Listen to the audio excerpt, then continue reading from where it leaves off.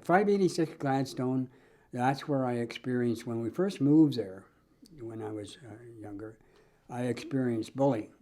And I hung out with a fellow named Donnie Slatford. He was older than me by about 3 years. And he was bigger too. But anyhow, these kids across the street, their parents owned a grocery store. Their name was Nelson and Eddie Ayub. And then there was a couple of other kids.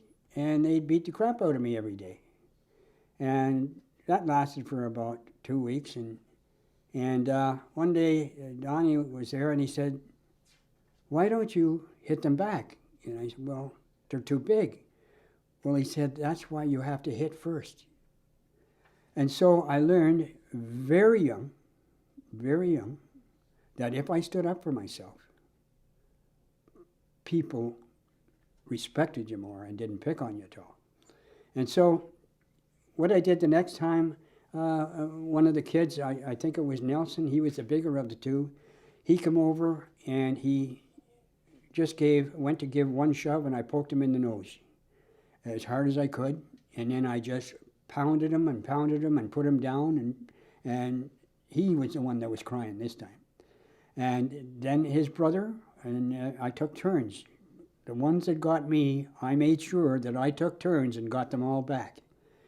And they eventually just stayed away from me.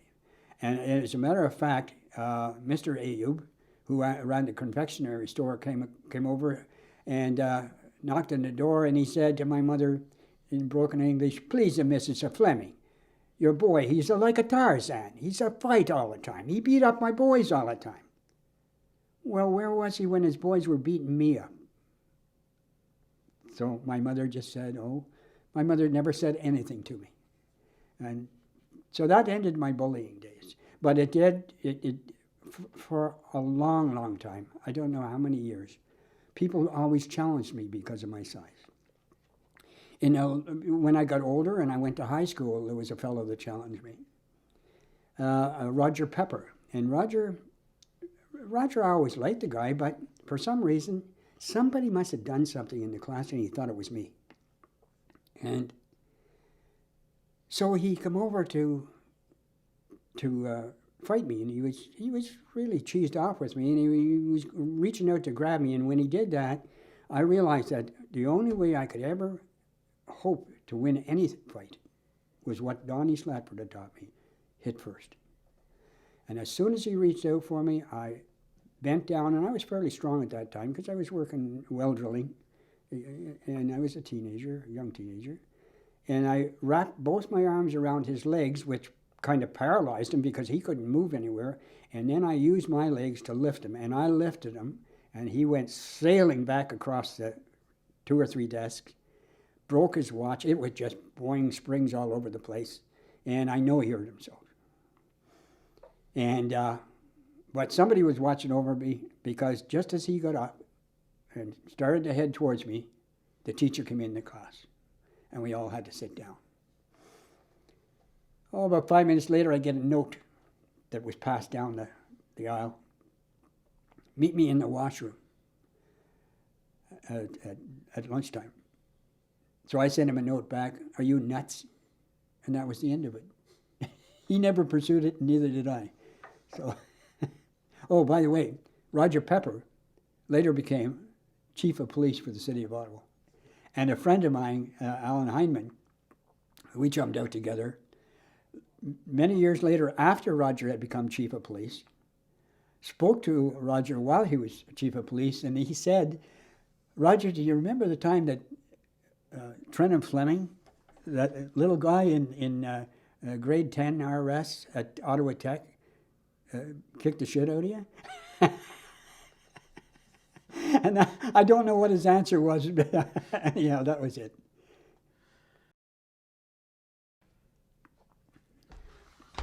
Bert Nickel was a man that came into my mother's life.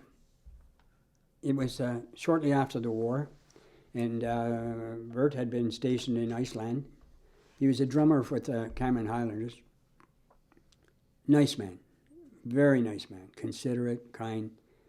And he used to come over to our place. I guess maybe he lived with my mother a bit. I don't know, but I know they had a relationship, of course. It was only normal.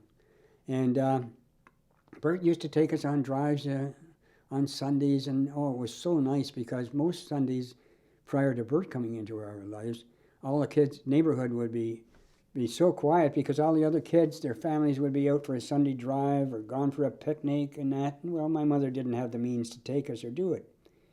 But when Bert came into our lives, it was a different story, and he would take us for drives. And it was mostly my sister Beverly and I.